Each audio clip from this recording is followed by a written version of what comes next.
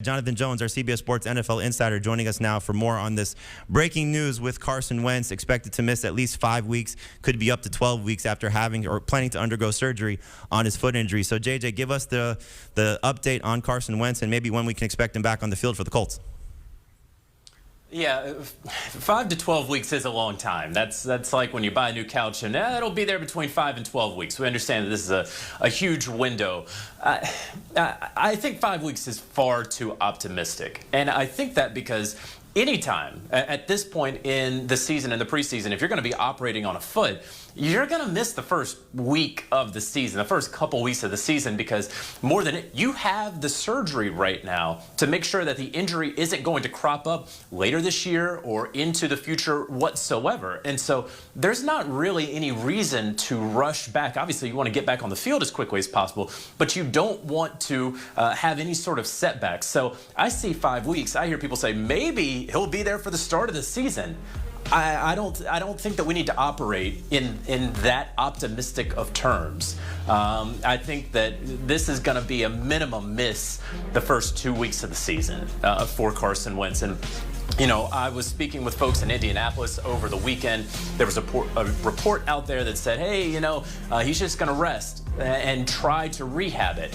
And trying to confirm that report, I heard crickets. And so I'm not surprised by the news today that he's going to ultimately opt for surgery. In fact, on Friday, when the news came out that he was going to be traveling to visit renowned foot surgeon and specialist Dr. Robert Anderson, it became fairly clear to me that surgery was very, very much on the table, because you don't make that trip from Indianapolis to his practice in Green Bay without thinking, all right, probably going to have to operate here. So, you know, there was hope, and they were holding out hope and sort of hope against hope.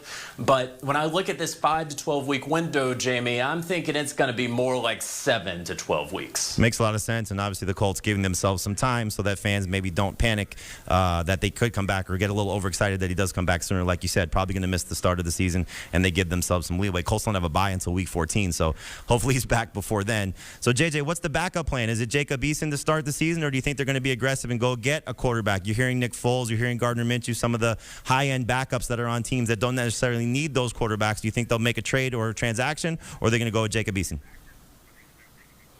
Well, right now they're going to go with Jacob Eason, and everything that you're going to hear coming out of the Colts camp is we're backing Jacob Eason. This is going to be a great opportunity for him to get more reps with the ones, really see what we have in Jacob Eason. He's never thrown a pass in an NFL game, a late-round pick. I'd be very, very shocked if Jacob Eason is the Week 1 starter for the Indianapolis Colts, considering all of what they've went through over the last couple of years since the Andrew Luck injury and then retirement. I remember going to Colts camp a couple of years ago, and I think it was Scott Painter that they had out there, or Scott Tolzien, knowing good and well that he wasn't going to be the answer, and then moved on to Jacoby Brissett there in the first half of the first game. I'd be surprised if they go with Jacob Eason. So then you look out at the landscape of available quarterbacks, not necessarily free agent quarterbacks, right?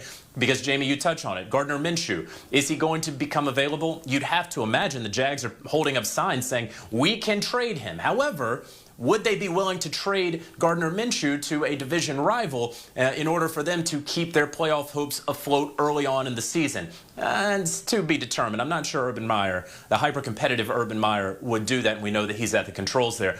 Elsewhere, Nick Foles, a guy that I've been talking about since the news came out on Friday. He can be had in a trade. That's number one. I believe and am told that he would be open to reworking his deal. That's number two. But here's the thing. Do you wait if you're the Indianapolis Colts and hope that he's going to be cut by the Chicago Bears, even though they would have to deal with the dead cap issues of cutting him? I don't know if you roll the dice there or if you just try to send them some late-round draft pick in terms of compensation, hope he reworks his deal. Now, you bring up Nick Foles, and then you wonder, how's that going to affect the psyche of Carson Wentz, something that, unfortunately, the Indianapolis Colts do have to consider in all of this. So, you know, those are the top two names, but you see roadblocks in Minshew within the AFC South. You see roadblocks with Nick Foles going back and being again in Carson Wentz's shadow, or probably more appropriately, Carson Wentz being in Nick Foles' shadow. Just great stuff to talk about. JJ, thank you so much for joining us here on Fantasy Football Today, breaking it down. Again, a developing story. Carson Wentz expected to miss 5 to 12 weeks. Do you want a sports network that delivers everything that matters about the game? The highlights, the picks, the instant analysis, no yelling, no fake debates, no politics. Hit the subscribe button and never miss a moment.